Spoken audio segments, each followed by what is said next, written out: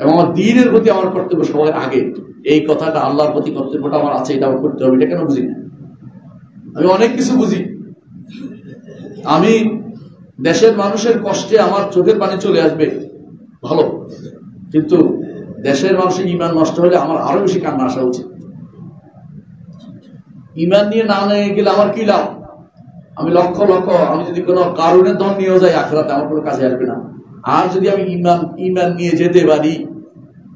যেতে পারি, তাহলে আমার এই মানুষটা কাজে লেগে গেল। এটার দরদি বেশি হওয়া দরকার। একজন রাষ্ট্রপ্রধানের প্রথম দায়িত্ব হচ্ছে হেফজুদ্দিন, দ্বীনকে সংরক্ষণ করা। আর দ্বিতীয় দায়িত্ব হচ্ছে দ্বীনকে বাস্তবায়ন করা। আর এটা হচ্ছে শুধু হেফজুদ্দিনের মধ্যে। আর দ্বিতীয়টা হচ্ছে একামতুদ্দিন অন্তর্ভুক্ত, একামতুদ্দিন দিন প্রতিষ্ঠানের মধ্যে। আর দিন দিয়ে দুনিয়া চালানো, সেটা একটা রাষ্ট্রপ্রধানের দায়িত্ব। আমি যা ইচ্ছে তা নিয়ে আমি দুনিয়া চালাতে পারি না, এটা আমার জানতে হবে। এটা যদি না জেনে আমি নিজেও এক ভুল করবো, যে যাবে সে ভুল করতে থাকবে, তখন তার কাছে মনে হবে এটা তো ভালো। কিন্তু ভালো, আমি আগে বলেছিলাম, মানুষ যখন বিপর্যস্ত হয় তখন যেটা ভালো নয় এটাকে ভালো মনে করে। তার কাছে তো ভালো জ্ঞান নেই। আমার মনে পড়ে একজনকে মদিনাতে পেয়েছিলাম, মসজিদ নববীতে। তিনি কোন এক দলের নেতা, বড় নেতা। তো উনি একটু বলছে যে উনি তো সালাফি মানুষ। আমার একজন পরামর্শ ছিল, সালাফিতে তো খোঁজ নেই।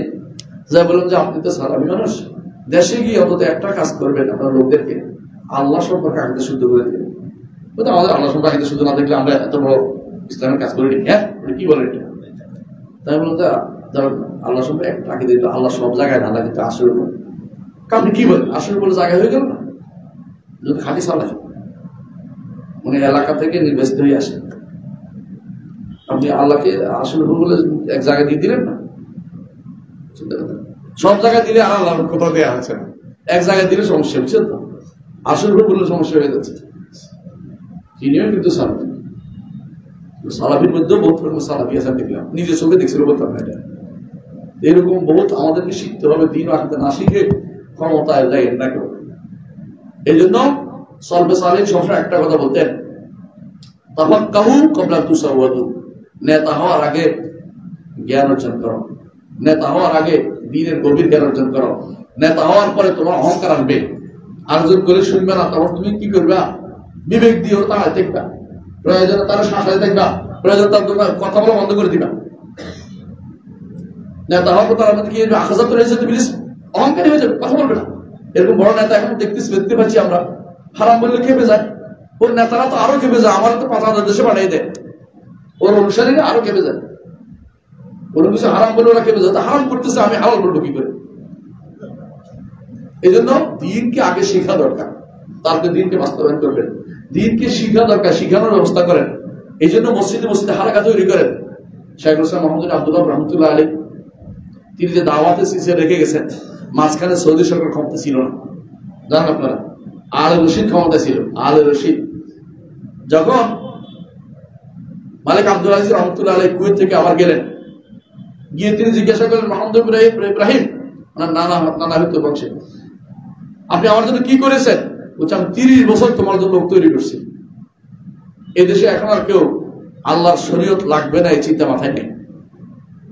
মসজিদে ঢুকে গেছে, দিন শিখিয়ে দিচ্ছি মানুষদেরকে।